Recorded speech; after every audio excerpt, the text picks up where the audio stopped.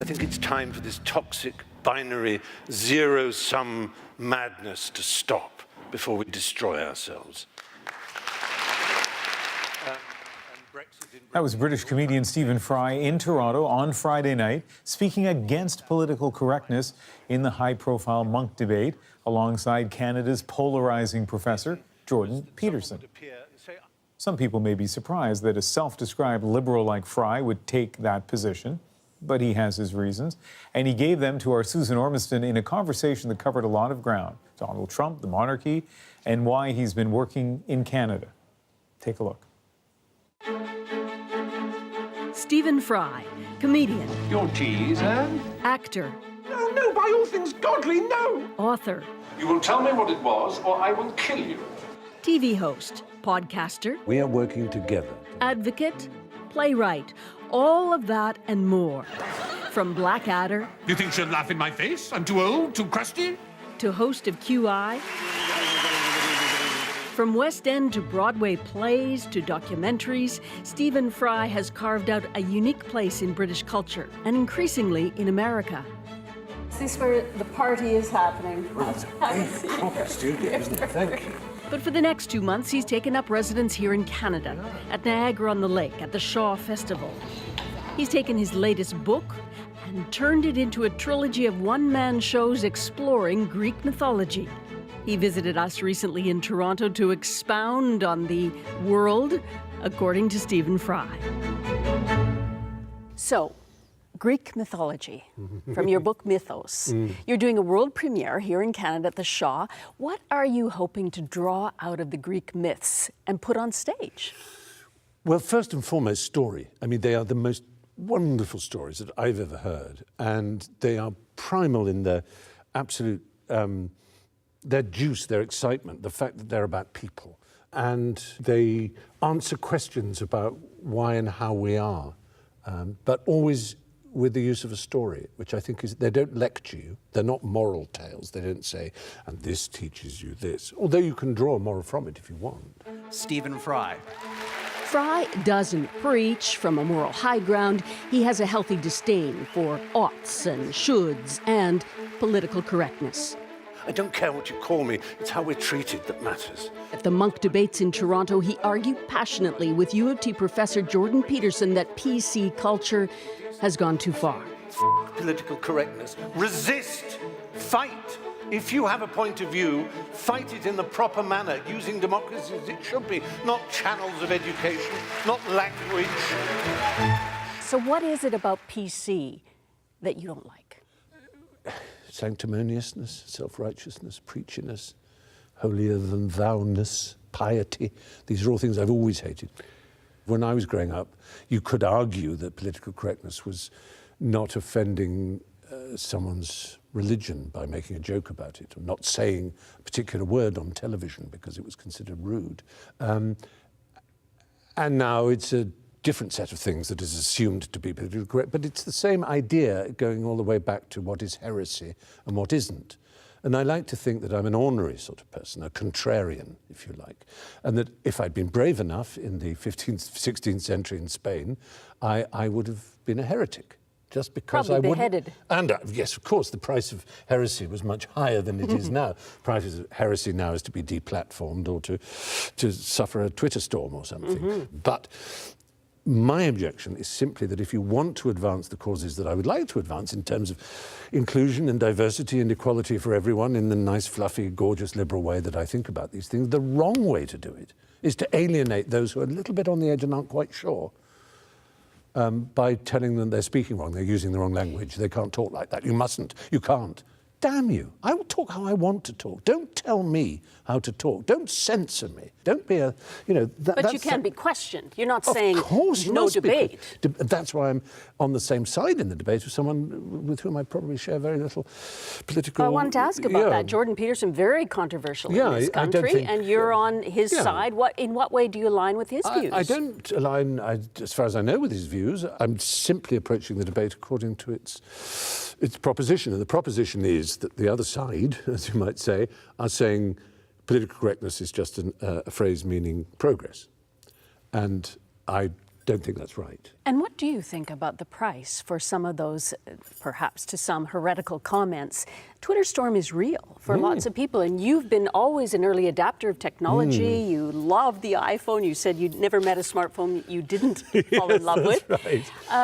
But there's a big price these days. Yeah. What do you think of this whole community of social media and what it does to the fabric of our society and what it does to our capacity to think? It's a really good series of questions, though, that takes a bit of unpacking. And one of the ways I'd approach it, funny enough, is to come back to Greek myth.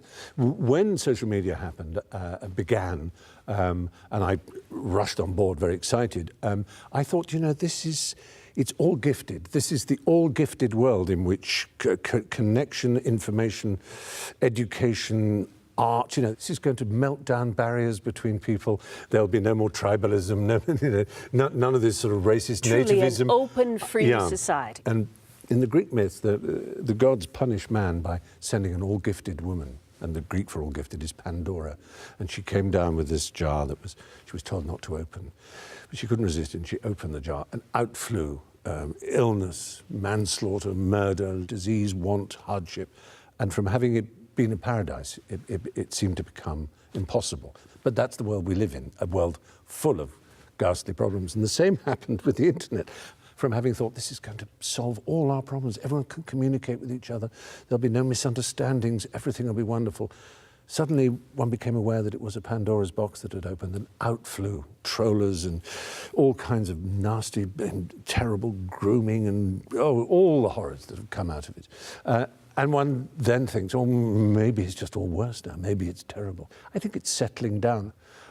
I don't think people are thinking less or have less cognitive skills or less ability to relate than they did 10 years ago, 20 years ago, 30 years ago. I don't think that changes at all. But you've said it's settling down. It's settling down in America with the first real Twitter president who uses that as his personal tool.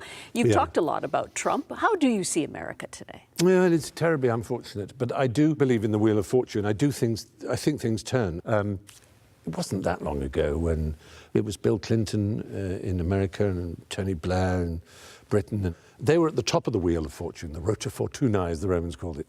And now they're right at the bottom. And in 10 years' time, it would be all. I mean, it sounds as if I'm not caring about the misery and the absurdity, the vulgarity, the gangster criminality and corruption of the Trump regime. And all of that is unquestionable. We all know it's true.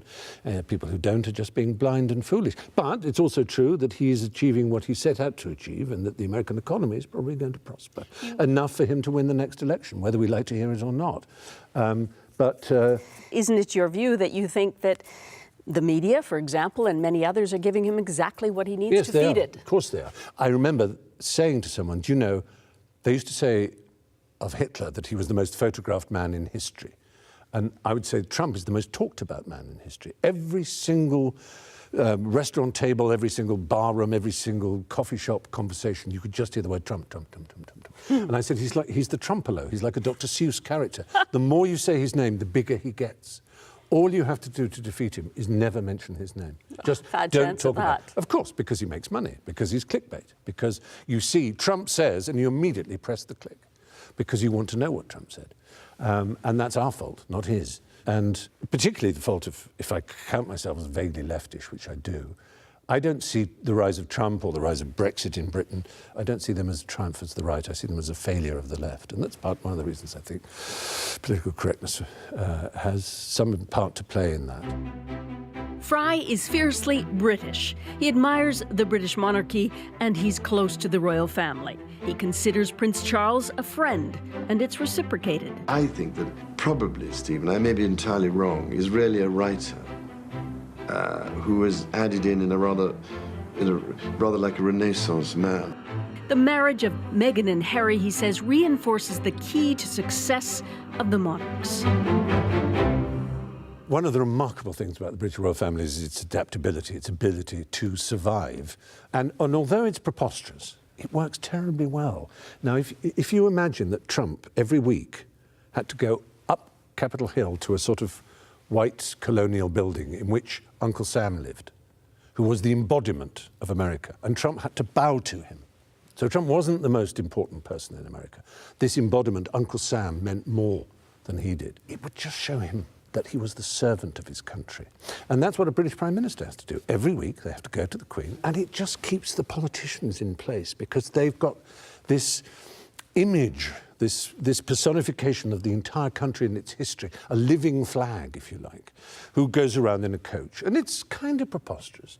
Kind of. Yeah, Many it would is. say it's completely old school and It should is. be abandoned. Well, there you are. That's like political correctness. Should. There are no shoulds. I think if it works, it's very foolish to get rid of it, even if it's unreasonable. Stephen, it's no wonder Prince Charles thinks that you're a national treasure. Well, I know, I'm fully aware of how preposterous this is, and you're quite right, it is. But it works. It works for us. It adds to the gaiety of nations. And does Meghan bring an interesting dimension? Yes, I mean, this is theatre. That's this your is a question, new piece and I of was, theatre, yeah. and But also somebody's it's a going to re- pick up on It's that. also a reflection on the changes. You know, it's not just like, oh, I suppose we better allow it. It's kind of, everyone is thrilled for an injection of new blood, just in the sense of a new attitude, a new generational, a new way of looking at things. And I think that is what I meant about the adaptability of the royal family. They just somehow always seem to catch, and it's nearly always the women. I mean, our best monarchs have been Queen Elizabeth I and Queen Victoria and Queen Elizabeth II by far. It's clearly, maybe we should only have a queen rather than a king. I don't know. I shouldn't say that about my dear friend. Your dear friend Charles. No, quite no. He'll be wonderful. Thank you very much. Thank you. It was a real pleasure. Enjoyed to it. meet you. Thank you.